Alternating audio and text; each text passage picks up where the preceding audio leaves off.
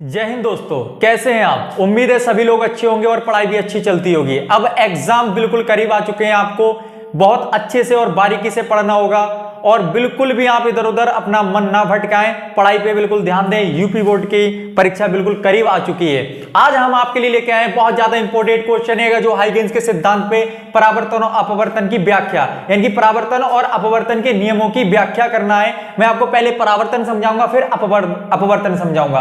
आपको देखो क्या करना, बिल्कुल कुछ भी नहीं लेके चलेंगे, बिल्कुल छोटे से शब्दों में बहुत थोड़े से टाइम में बहुत अच्छे से डेरिवेशन कर लेंगे। यहाँ पे देखो, यहां पे हम एक सबसे पहले परावर्तन का करेंगे यहाँ पे, ठीक है। परावर्तन के लिए एक परावर्तक पृष्ठ लेंगे। ये क्या है हमारा समतल पृष्ठ ले लो, यानी कि परावर्तन की आपने पढ़ा होगा। परावर्तन, प्रकाश का परावर्तन क्या होता है? प्रकाश जब कोई प्रकाश किसी चिकने पृष्ठ पर पड़ता है तो उसी घटना में वापस हो जाता है, ठीक है ना। यानी कि परावर्तन किसी चिकने पृष्ठ पर पड़कर उसी माध्यम में वापस होने की घटना को प्रकाश का परावर्तन कहते हैं। तो यहीं पर आएंगे, देखो एक प्रकाश की किरण आपतित होती है, इस पे एक प्रकाश की किरण आपतित होती है, ठीक है। एक इधर से आपतित होती है, ठीक है भाई। लेकिन एक बात सुनो आप, ये जो हमारा ये ए और बी तरंगार्घ है, क्या है? तरंगार्घ, यानी कि किरण तरंगे ऐसे जा रही है, तो आपका तरंगार्घ ऐसे होगा, ठीक है। तरंगे ऐसे जा रही हैं तो तरंगार्घ ऐसे होगा। मैं आपको बताऊं, तरंगे ऐसे जा रही हैं तो तरंगार्घ ऐसे होगा, तरंगे ऐसे आ रही हैं तो तरंगार्घ ये होगा, ठीक है। तरंगार्घ यहां पे था, यहां से आया इस तरीके से आया और पृष्ठ पर जो है इसका पहला यानी कि तिरछा आपतित होता है। परावर्तक पृष्ठ पे कैसा आपतित होता है? तिरछा आपतित होता है। तो सबसे पहले तिरछा आपतित होता है तो ये बिंदु ए पर आपतित होगा, और जितने यानी कि ये ले लो आप ए डैश, ये आप ले लो परावर्तक पृष्ठ जेड और जेड डैश, ठीक है भाई। तिरछा आपतित हो जाए एक तरंगार्घ क्या होता है? तरंगार्घ आपने पढ़ रखा होगा नोट्सों से, या पढ़ते होगे, गैस पेपर से पढ़ते होगे, बुक से पढ़ते होगे, तरंगार्घ पढ़ रखा होगा आपने। यानी कि तरंग, जो तरंगे हैं उनके समान यानी कि कण समान अवस्था में हो, और समान अवस्था वाले कणों को एक काल्पनिक पृष्ठ खींचा जाए, उसे तरंगार्घ कहते हैं, ठीक है भाई। तो यहां पर एक तरंगार्घ तिरछा आपतित होता है, यानी कि ए बिंदु पर आपतित होगा, यानी कि ए भी तरंगार्घ है तो ये वाला हिस्सा इसका पहले आपतित होगा। जितने समय में ये बी ए डैश पे पहुंचेगा तब तक इससे तरंगे निकलकर ये इधर को निकल गई होगी, परावर्तन हो गई होगी, ठीक है। ऐसे ही जितने समय में ये बिंदु मान लेते हैं यहां बी डैश पे पहुंचा होगा, देखो, और यहां से ये आया, ये तरंगे आ रही हैं, आपतित हो रही हैं, ये भी आपतित हो रही है, ठीक है, ठीक। ये परावर्तित हो गई है, और इससे भी क्या होगी? परावर्तित होगी, ठीक, परावर्तित होगी, ठीक है, सही लगा। ये तरंगार्घ है, यानी कि आपतित तरंगार्घ, परावर्तित तरंगार्घ, ठीक है। यानी कि ए डैश और ये हो गया बी डैश। भाई परावर्तन के जो नियम होते हैं क्या होते हैं? तीनों एक ही बिंदु पर, एक ही तल पर होते हैं। कौन कौन से? यानी कि आपतित किरण और परावर्तित किरण और खींचा गया अभिलंब, तीनों एक ही तल पर स्थित होते हैं, ठीक है भाई। खींचा गया अभिलंब यानी कि आपतित किरण और खींचा गया अभिलंब के बीच बना कोण आपतन कोण आई कहलाता है, ठीक है। परावर्तित किरण और खींचा गया अभिलंब के बीच का कोण कौन सा कहलाता है? परावर्तन कोण कहलाता है आर, ठीक है। अब ये बताओ आप मुझे, ये यानी कि ये तरंग ये आ रही है ना, और ये तरंगार्घ हैगा, इनके पूरे के बीच बना कोण, यहां से यहां तक जो बीच बना कोण होगा वो 90 डिग्री का होगा। और 90 में से कितना बन चुका भैया? यानी कि आई बन चुका है, तो ये वाला कोण कितना बचेगा आपका? 90 माइनस आई बचा होगा भाई, 90 माइनस आई बचा होगा। अब आप ये बताओ, ये पृष्ठ हैगा, ये परावर्तक पृष्ठ हैगा और खींचा गया अभिलंब, इन दोनों के बीच जो एंगल बनेगा, आपका कोण बनेगा, वो 90 डिग्री का बनेगा, ठीक है। यानी कि ये वाला ये क्या है भाई? ये है आपका अभिलंब और ये है आपका पृष्ठ। तो इन दोनों के बीच यहां से यहां तक जो एंगल बनेगा वो 90 डिग्री का बनेगा, और 90 डिग्री में से यहां तक कितना बन चुका है? 90 माइनस आई बन चुका है, यानी कि 90 तो है भाई, ये अभिलंब और पृष्ठ के बीच बना कोण 90 डिग्री, -1 कितना चुका है 90 माइनस आई बन चुका, तो 90 माइनस आई बन चुका अपने पास, ठीक है। तो बचा 90 माइनस आई, कैंसिल हो जाएगा ये, अरे सॉरी ये माइनस माइनस क्या हो गया प्लस हो गया भाई, तो ये क्या होगा आई, यानी कि ये जो एंगल है भाई, ये देखो अभिलंब और ये पृष्ठ के बीच बना कोण 90 डिग्री का होगा, और 90 माइनस आई बन चुका है इसमें से इतना, तो ये वाला एंगल जो ये वाला एंगल आपका कितना बचेगा आई बचेगा, ठीक है। इसी प्रकार आते हैं उधर, देखो भाई ये वाला जो एंगल आपका आर बन चुका, ये खींचा गया अभिलंब है, ठीक है, ठीक। और ये वाला एंगल है जो ये वाला, इससे ये पूरा एंगल 90 डिग्री का होगा, ठीक है। तो 90 डिग्री में से कितना बन चुका आर बन चुका है, तो ये होगा आपका, यहां पे लिखता हूं मैं, यानी कि 90 माइनस आर, 90 माइनस आर, ये वाला एंगल होगा आपका ये, ठीक है, ये वाला एंगल होगा। अब आप समझो, अब ये खींचा गया अभिलंब, ये रेड कलर से जो दिख रहा है आपको, खींचा गया अभिलंब, ये जो अभिलंब है ये 90 डिग्री का होता है परावर्तक पृष्ठ से, तो ये अभिलंब और ये परावर्तक पृष्ठ के बीच बना एंगल जो होगा आपका 90 डिग्री का होगा भाई, तो 90 डिग्री का होगा, ठीक है, यहां से यहां तक 90 डिग्री का होगा। और मैं कहूं ये वाला एंगल कितना होगा, ये वाला एंगल कितना होगा भाई, तो आप कहोगे इस ये यहां से यहां तक 90 डिग्री का था, 90 में से 90 माइनस आर बन चुका है, तो 90 में से 90 माइनस आर बन चुका है, तो 90 minus 90 minus minus plus R, ये कैंसिल हो गए, आपका एंगल कितना बचा आर, तो ये कितना होगा आर, ठीक है। अब देखो आप, इसको मैं थोड़ा रफ करता हूं, इसकी अगर परिभाषा लिखोगे आप अपने हिसाब से लिख लेना कि एक ए बी माना जेड डैश, माना जेड डैश परावर्तक पृष्ठ है, उस पे एक तरंगार्क ए बी तिरछा, कैसा तिरछा आपतित होता है, जितने समय में आप देखो, जितने समय में बी वाला जो ये वाला हिस्सा है, जितने समय में ए डैश पे आएगा, उतने समय में ए से ये बी डैश पे तरंग इसकी पहुंच गई होगी, ठीक है, बी डैश पे पहुंच गई होगी, ठीक है। अब आप इसे मान लेते हैं यहां पर जो तरंग की जो चाल है वो v है, ठीक है भाई, यानी कि जो यहां से यहां तक जो चाल है कितनी है v है। तो यहां पर आप देखोगे, यानी कि फार्मूला आपने पढ़ा है सबने, चाल बराबर दूरी बटे समय, सबने पढ़ रखा, 9th क्लास में आता है चाल बराबर दूरी बटे समय। और आपको भैया हम कहें जब दूरी निकालना हो तो दूरी बराबर, यानी कि दूरी की मल्टीप्लाई 1 से करो दूरी आएगा, और यहां से चाल की गुणा करोगे तो चाल गुणा समय आएगा, चाल गुणा कितना आएगा समय आएगा। और हम कह रहे हैं भैया दूरी कहां से निकालनी है, दूरी निकालोगे आप ए और ए डैश तक की, ए और ए डैश तक की निकालोगे आप, तो ए डैश तक की जो दूरी है, पता नहीं ए डैश ही है भैया, ए सॉरी हम गलत बोल रहे हैं, ए बी डैश, तो यहां लिखेंगे ए बी डैश, दूरी कितनी ए बी डैश, और माना हमने चाल कितनी है कि बी है, कितनी है चाल v है, और समय कितना लगाता है, मान लेते हैं t सेकंड में वो कितनी दूरी जाती है a से b डैश पे पहुंच जाती है, तो t समय ले लेते हैं हम t, ठीक है। चलो ये पहली किरण के लिए इसको नाम दे देते हैं, आप क्या नाम दोगे आप, इसको नाम दे दो आप m, ठीक है, इसको नाम दे दो आप l, मान लेते हैं ऐसे नाम दे दो आप, ठीक, l b a डैश, इसको नाम दे दो o दे दो, इसको दे दो p, ऐसे नाम दे दो, अच्छा लगा चित्र, बढ़िया सा, अच्छा सा। चलो भैया ठीक है, इसके लिए तो हो गई, एम ए के लिए तो होगी भाई ए आई, चलिए दूरी हमने चलिए। अब आप समझो, अब इस वाले के लिए ये आ रही है, ये यहां से, यानी कि यहां से यहां तक की दूरी कितनी है आपके पास, B A dash, B A dash कितना है भैया, बी ए डैश, दूरी कितनी है बी ए डैश, चाल कितनी है v, समय कितना लगा t, ठीक है, इन दोनों की vt दूरी कितनी हो जाएगी vt हो जाएगी, ठीक। अब आप यहां समझोगे,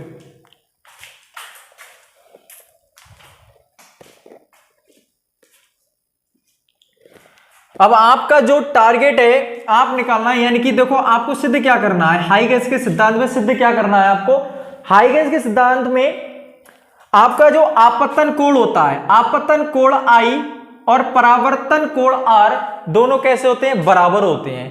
तो यानी कि परावर्तन कोण सॉरी I, यानी कि आपतन कोण की जिया साइन, ठीक है, और परावर्तन कोण की जिया साइन, यानी कि साइन I साइन R कैसे होंगे, बराबर होंगे, ठीक है भाई, तो बराबर होंगे, आप यही सिद्ध कर दो, बस हो गया।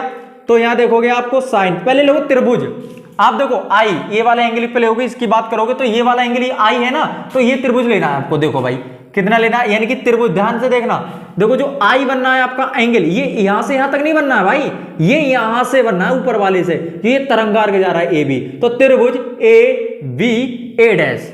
तो यहां लिखोगे आप त्रिभुज ए बी ए डैश में लिखोगे आप साइन आई होता है लंब बटे कड़, लंब बटे कड़ होता है भाई। ये जो एंगल बनना है आपका 90 डिग्री का बनना है, कितने का बनना है, 90 डिग्री का बनना है, ठीक है भाई।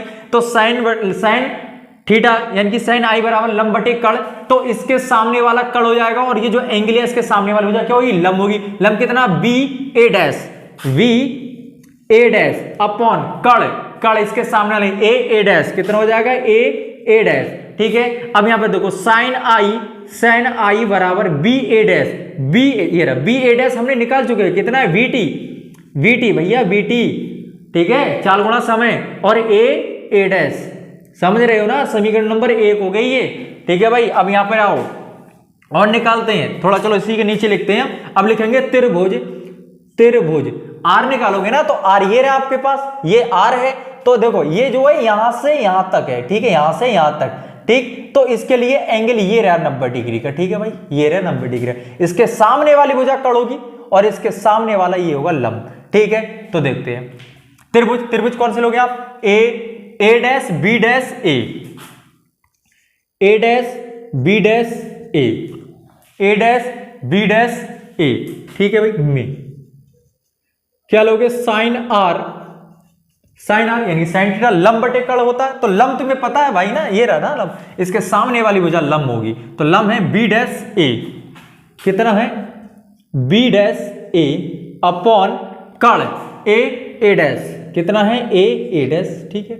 समीकरण नंबर, नाम नहीं है अभी, समीकरण नंबर मत दो, इधर लिखते हैं, ठीक है।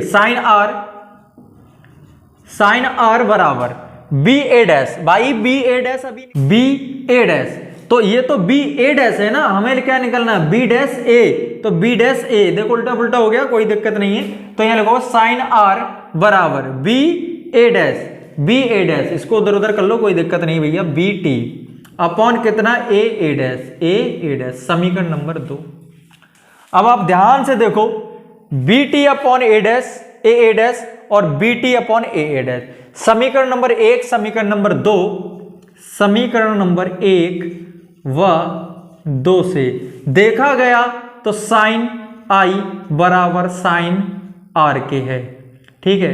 यानी कि आपतन कोण और परावर्तन कोण कैसे हैं, दोनों बराबर हैं भैया, यही सिद्ध हो गया हाइगेंस के सिद्धांत से, परावर्तन के नियमों की व्याख्या यही आपका था। देखो भैया अब आपको बहुत अच्छे से तैयारी करना है। अब मैं नेक्स्ट कराता हूं जो हाइगेंस के द्वितीयक तरंगिकाओं के यानी कि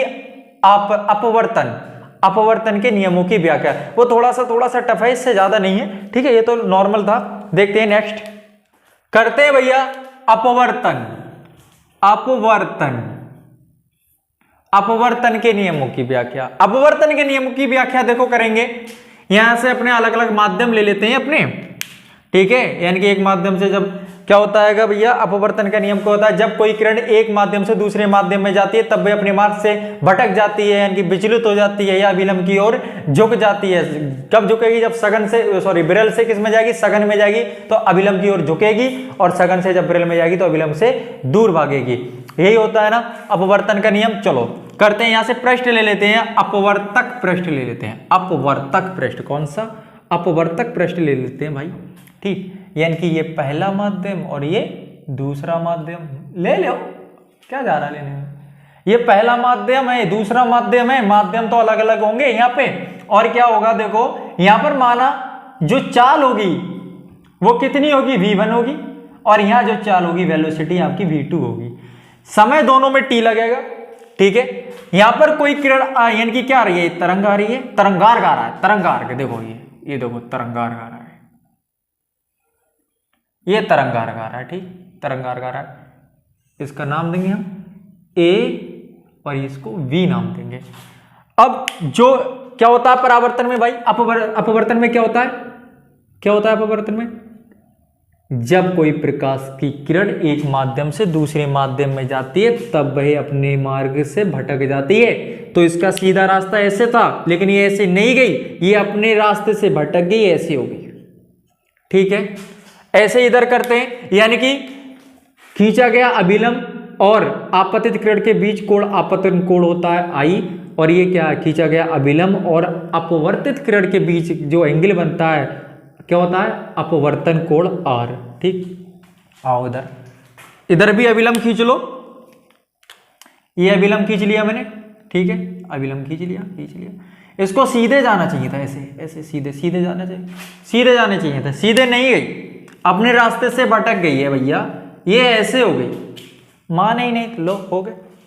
ठीक है ना, चलो ठीक। अब क्या होगा, यानी ये ए बी क्या हो रहा है, एक तिरछा आपतित होता है, तिरछा आपतित होता है भाई, तिरछा आपतित होता है भाई यहाँ पर।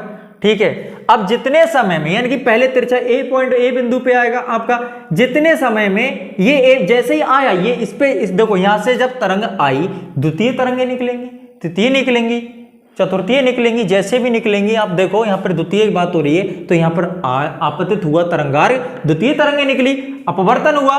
ठीक है, अब बी वाला, जो बी वाला ये हिस्सा है, बी पॉइंट है, ये जितने समय में ही आएगा, मान लेते हैं ये आता है आपका ए डैश पर, जितने समय में आएगा उतने समय में ये पॉइंट, देखो इसको ऐसे खींच लो आप,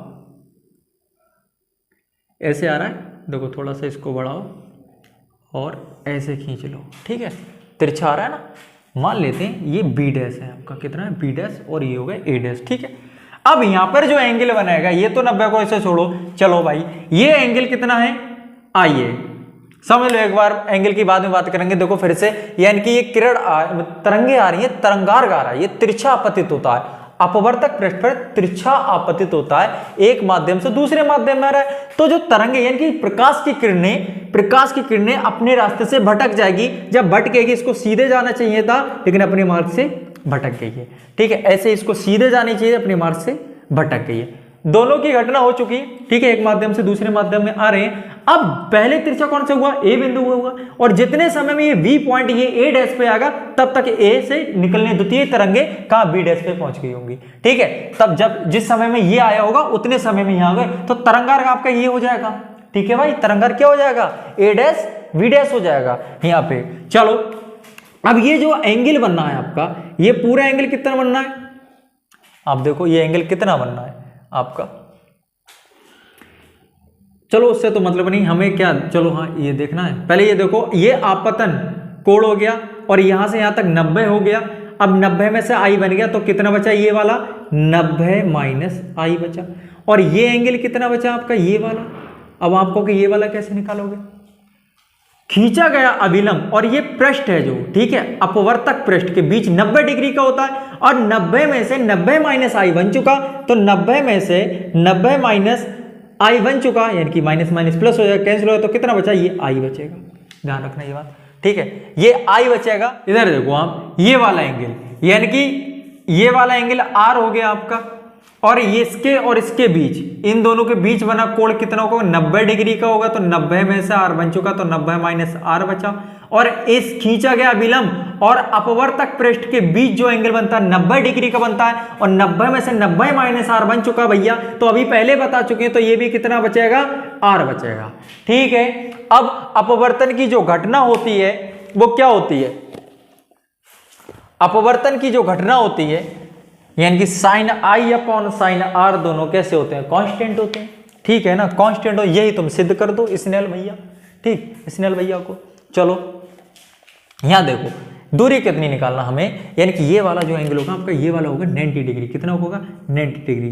ठीक है, 90 डिग्री को, और ये वाला जो एंगल होगा वो भी कितना होगा आपका, 90 डिग्री होगा। एंगल ये इसके सामने वाली भुजा क्या होगी, लंब होगी, एंगल ये इसके सामने वाली भुजा लंब होगी, 90 डिग्री के सामने वाली भुजा क्या होगी, अपनी कड़ होगी। ठीक है, चलो यहाँ पे आप देखोगे हमें सिद्ध क्या करना। अच्छा एक बात बताइए, ये पॉइंट ए से बी डैश पे जितनी चाल से गया होगा, जितने समय में गया होगा, उतने ही समय ये वाला पॉइंट यहां आ चुका होगा। इन दोनों के बीच की दूरी निकाल लो भाई, अपवर्तन की घटना में, अपवर्तन की घटना में। इससे पहले क्या है, ये वाले पहले माध्यम के लिए और दूसरे माध्यम में, तो आप ये लिखो कि पहले माध्यम के लिए। ठीक है, यहां लिखेंगे पहले माध्यम के लिए, पहले पहले माध्यम के लिए, ठीक है भैया, पहले माध्यम के लिए बात कर लो, आपकी मर्जी है, पहले माध्यम की बात कर लो। तो पहले माध्यम में ये वाला पॉइंट ए डैश पे आ रहा है, तो यहां से यहां तक की दूरी चाहिए आपको, यानी कि v क्या है, v a dash, b a dash पे आ रहा है, b से a डैश पे आ रहा है, तो b और a डैश तक की दूरी क्या होगी, दूरी बराबर क्या होता है, चाल गुणा समय। और चाल कितने लिए पहले माध्यम भैया, v1 लिए, कितना लिए,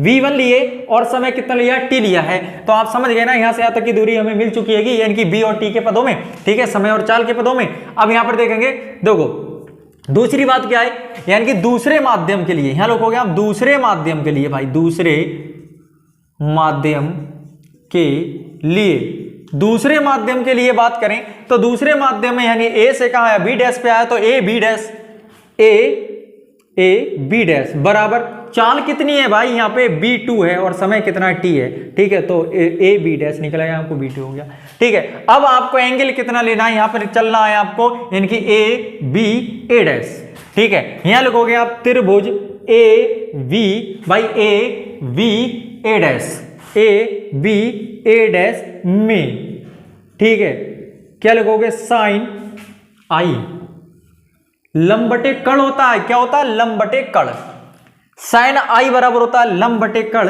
तो यहां पर लंब कितना है आपके पास, ये एंगल लिया है आई, और आई के सामने वाली भुजा होती है लंब, तो लंब कितना, बी ए डैश, कितना, वी ए डैश अपॉन कण कितना, ए डैश, कितना, ए डैश, ठीक है। अब देखो साइन आई बराबर कितना, बी ए डैश की वैल्यू अभी निकाले हो ना, बी ए डैश की वैल्यू v1 vt, यानी कि v1t अपॉन ए डैश, समीकरण नंबर 1 हो गया। अब आप यहां पे लिखोगे त्रिभुज, आर की बात होगी, यानी कि परावर्तन के अपवर्तन के पश्चात, सॉरी बार परावर्तन अपवर्तन के पश्चात दूसरे माध्यम की बात होगी, ठीक है भाई, दूसरे माध्यम की बात होगी, तो एंगल 90 डिग्री का ये बनना है, A B dash A B dash A में, ठीक है। क्या लिखोगे आप, साइन आर, कितना, साइन आर लंब बटे कण, साइन आर, आर के सामने वाली भुजा क्या होती है, लंब होती है, ए बी डैश, यहां लिखोगे ए बी डैश अपॉन कण, तो है ही तो भाई, क्या है, ए डैश, ठीक है।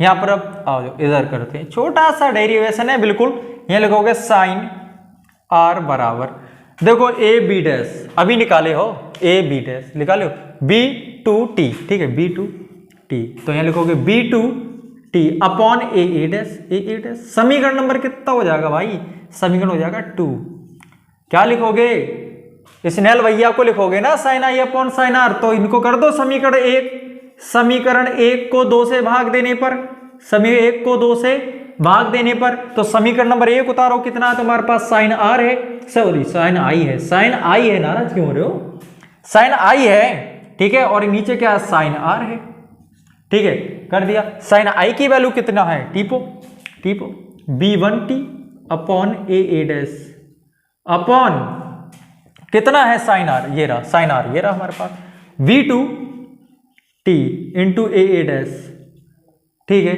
ये यहां पे आएगा और ये सबसे ऊपर जाएगा, देखो sine I upon sine R is equal to, ये देखो ये सबसे ऊपर जाएगा, यहां पर देखो हम काट भी सकते हैं यहां पर, लेकिन नहीं काटने, आपको समझ में आई बिल्कुल स्टेप, v1t गुणा कितना, ए डैश अपॉन ए डैश, अरे भाई ये सबसे ऊपर गया इसके साथ, तो इसके साथ मल्टीप्लाई में लिख दिया, ये यहां आएगा ए डैश गुणा b2t,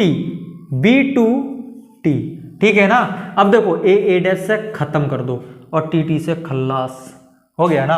अच्छा इधर लिखते हैं, इसके नीचे लिखते हैं, चलो इधर इसको मिटाते हैं, स्क्रीनशॉट लेना चाहो तो ले लो, छोटा तो डेरिवेशन है, देखो यहाँ पे आप लिखोगे साइन आई अपॉन कितना, साइन आर इजगल टू कितना हो जाएगा, v1 upon v2, b1 upon कितना, v2, b1 अपॉन कितना, v2। भैया एक बात बताओ आप, यहाँ पर क्या है, यहाँ मान लेते हैं वायु है, क्या है, वायु है, यहाँ क्या है, गिलास है, मान लेते हैं कांच है, तो यहाँ वायु है या निर्वात है, वायु और निर्वात में प्रकाश की चाल जो होती है 3 × 10⁸ होती है, 3 × 10⁸ मीटर प्रति सेकंड होती है। तो ये चाल कभी बदल नहीं सकती, वायु है तो वायु में भी ये रहेगी, और निर्वात है तो निर्वात में भी ये रहेगी, कभी बदल नहीं सकती। तो ये चाल कैसी, कांस्टेंट ही तो है, कांस्टेंट है ना। तो यहाँ पर आप एक बात लिख सकते हो भाई, कहोगे V1 जो है क्या है, कांस्टेंट है, चाल कितनी है, कांस्टेंट है। और क्या कह सकते हो, V2 यानी कि यह कांच है, तो कांच में प्रकाश की चाल जितनी होगी उतनी रहेगी, बदलेगी नहीं। तो इसमें भी क्या होगी, प्रकाश की चाल यानी कि कांस्टेंट होगी। तो V2 भी क्या होगा, यहाँ पर कांस्टेंट होगा, कांस्टेंट लिख लो भाई, जैसा भी लिखो आप कांस्टेंट लिख लो।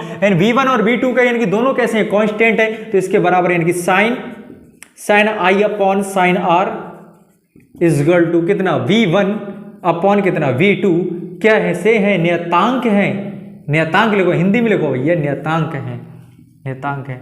समझ रहे ना बात को। अब आप एक बात बताओ, हम लिखते थे sin I upon sin R n लिखते थे, या 1n2 लिखते थे, ऐसा लिखते थे ना। लेकिन इसके बराबर है क्या, V1 अपॉन कितना है, V2 है। और इसके बराबर लिखना चाहे तो n, पहले माध्यम के सापेक्ष दूसरे माध्यम का अपवर्तनांक, पहले माध्यम के सापेक्ष दूसरे माध्यम का अपवर्तनांक, ठीक है ना। ठीक, तो इसको लिखेंगे 1 2, ठीक है ना, पहले माध्यम के सापेक्ष दूसरे माध्यम का अपवर्तनांक। और इसको एक नया तरीका और, V1 अपॉन कितना, V2, इसको क्या लिखेंगे, N2 अपॉन N1। समझ रहे क्या हुआ, जब पहले माध्यम की चाल है तो वो क्या हो गया, दूसरे माध्यम का अपवर्तनांक हो गया। ये तुम्हें आगे जो है सिद्ध तो आपका ये हो गया भाई, हाइगेंस का सिद्धांत। ये देखो कांस्टेंट नियतांक, हाइगेंस के सिद्धांत की व्याख्या हो चुकी है। ये जो है न्यूमेरिकल में आपको थोड़ा काम देगा, 1 2 न्यूमेरिकल हैं, बहुत अच्छे हैं न्यूमेरिकल, बहुत मजा आता है करते पे। ये हो गया। देखो अब आप एक बात बताइए, चलो नेक्स्ट वीडियो में बताएंगे, अभी न्यूमेरिकल लेके आएंगे। देखो भैया आराम से पढ़ाई वढ़ाई करते रहो, आपके लिए इंपॉर्टेंट लेके आ रहे हैं, बहुत अच्छे से लेके आ रहे हैं, एक एक चीज वो चीज लेके आ रहे हैं जो 100% आने की संभावना है इस समय। यूपी बोर्ड एग्जाम की बिल्कुल भी टाइम नहीं बचा, आप लोग तैयारी करते रहें और हमारे चैनल को सब्सक्राइब और शेयर भी करें, लाइक भी करें। अगर कुछ गलती लग रही है ना तो आप कमेंट बॉक्स में लिख सकते हैं, और अच्छे से पढ़ाई करते रहो। जय हिंद।